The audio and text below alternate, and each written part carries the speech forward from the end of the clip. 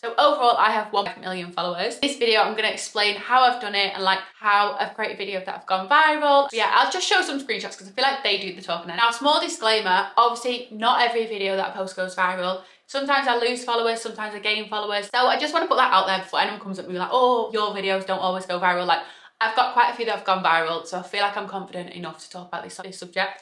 And I feel like I've gained enough knowledge over the past just over a year to know what helps an account and what doesn't. So yeah, I just want to inspire you because honestly, this past year, my life has changed so much in ways I would never believe. Like, I do this full time, like this is my full-time job, which I'm so grateful for. So I've wrote notes in my phone. So I have got 9 things that I believe I did that helped me grow so fast. The last one is quite controversial, so I'm gonna leave it to last, but I do feel like it played a big part. So let's get into it. Okay, so the first one, they all kind of lead into each other, but obviously there's 9 separate points. So the first one is a content plan. Now, I have a content plan and honestly, it's like my Bible. So basically, whenever I get an idea, I will write it in this content plan. I do it on Excel just because I'm used to using Excel. So in this content plan, I have the video idea, then I have whether I've filmed it, then I have whether I've edited it, then I have whether I've drafted it, then I have whether I've posted it, and then like the planned post date, and I use that just to kind of gauge how much content I've got going.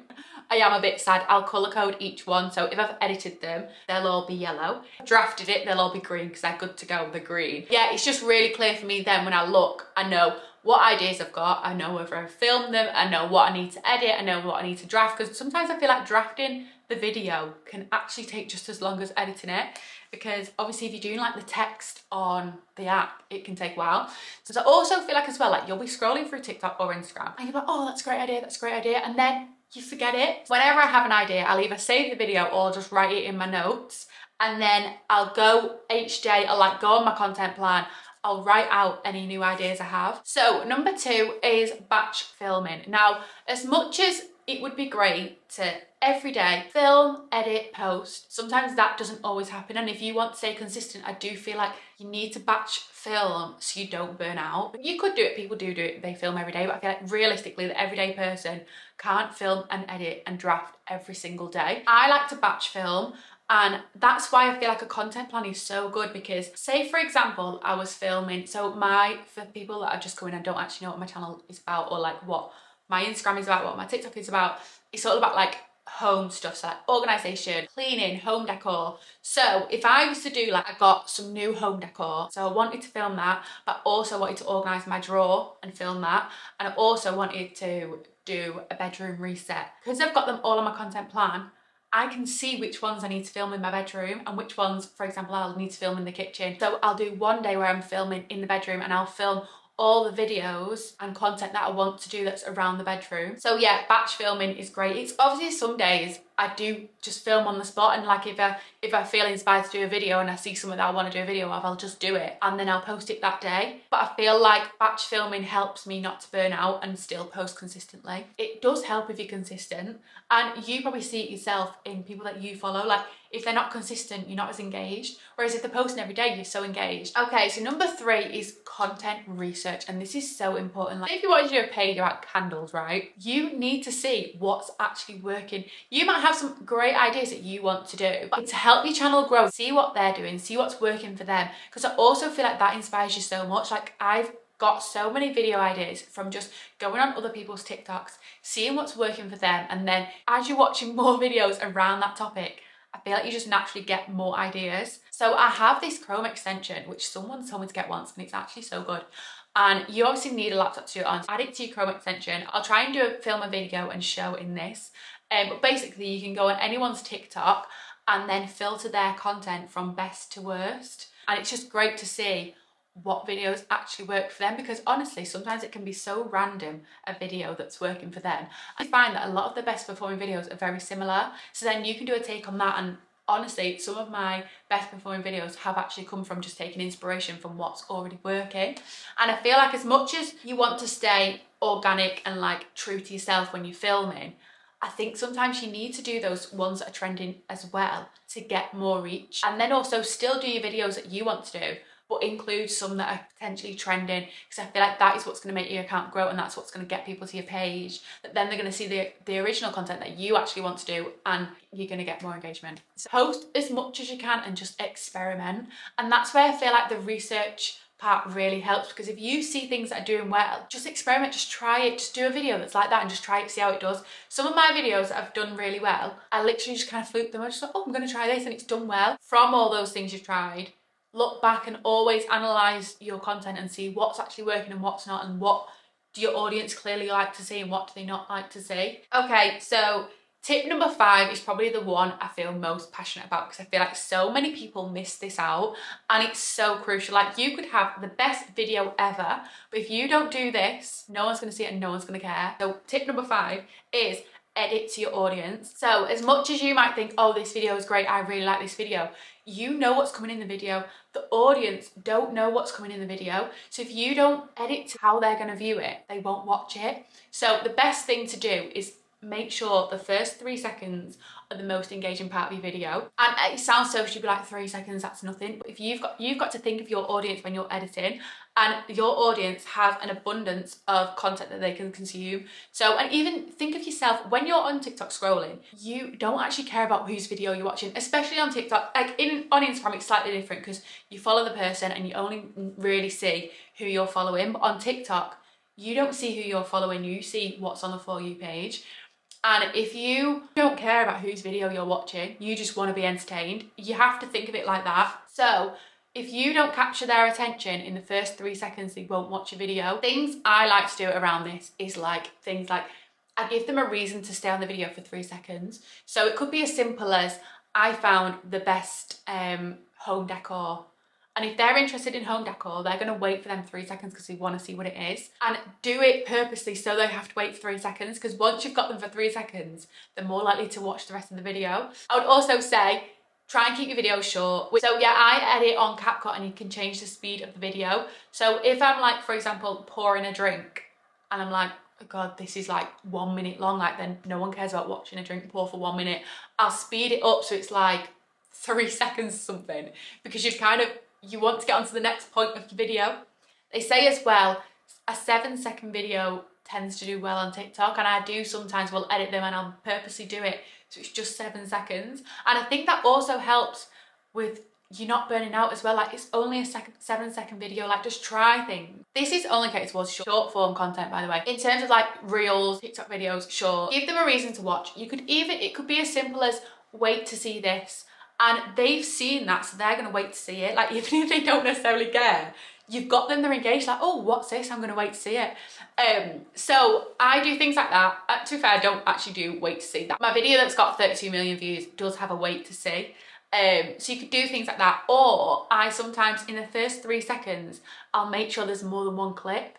So if you think, like, say this, right? Say I wanted to do a video around this.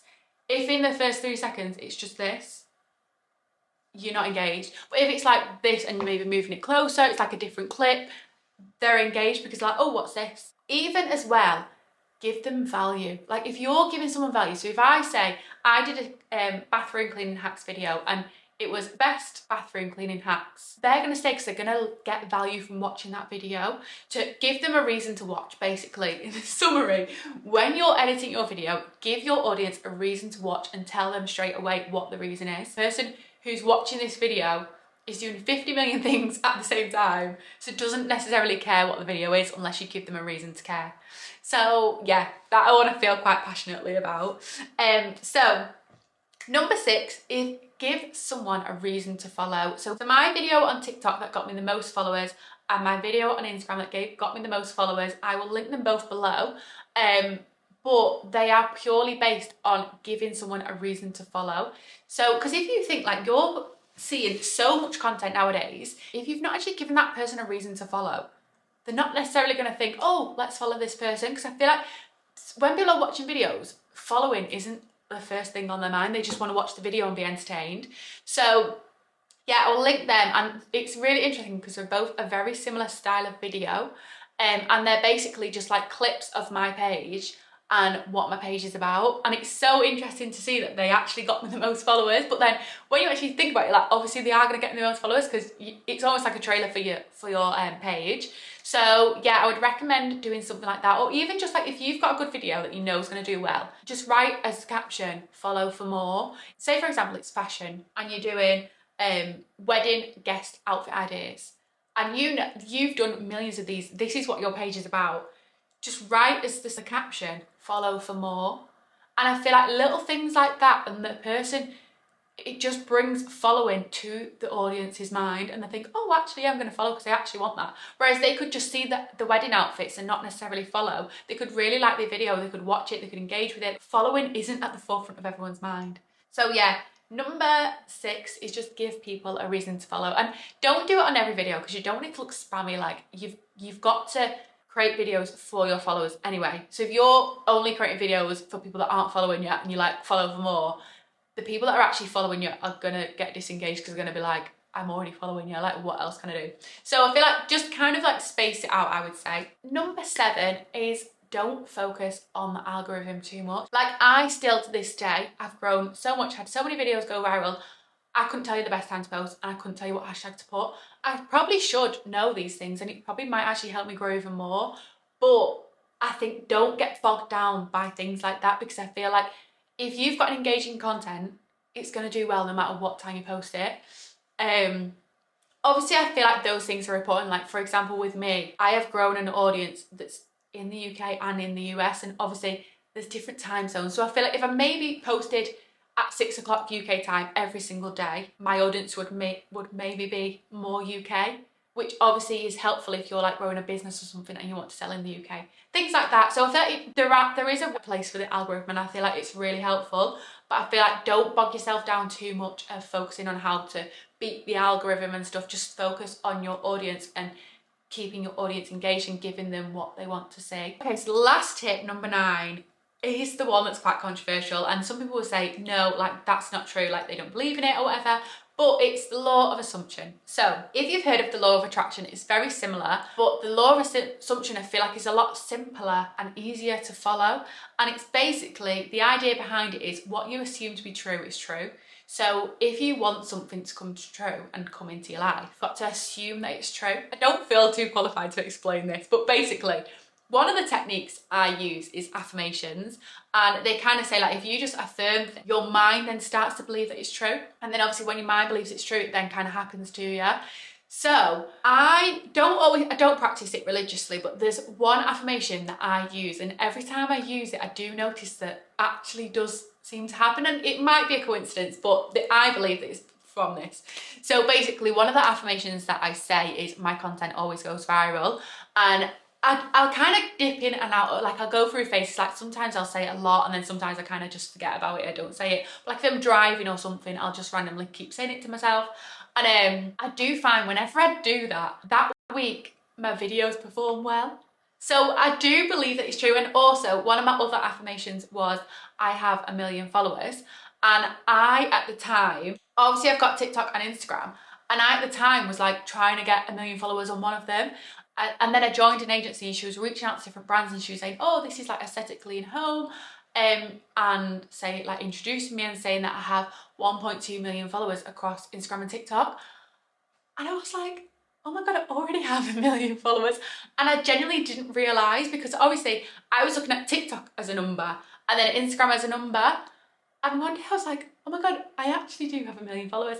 So I do believe in the law of assumption, and I'm not going to teach on it because I don't feel qualified enough and I don't practice it as religiously as some people. But there are some, if you want to search on YouTube, like there are YouTube videos around it and like ways, like techniques that people use and like come true. But yeah, I love affirmations. So yeah, that is all from me. I hope this video inspires you, and yeah, good luck on your journey. But honestly, just believe that you actually can grow so fast. Like I've done this in a year. My life has changed in a year.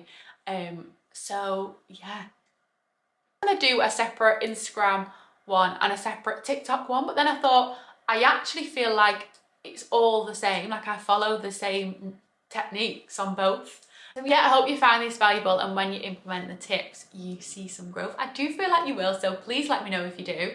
And yeah, thank you so much for watching, and if you like this, please like, comment and subscribe, and thank you to everyone subscribing already.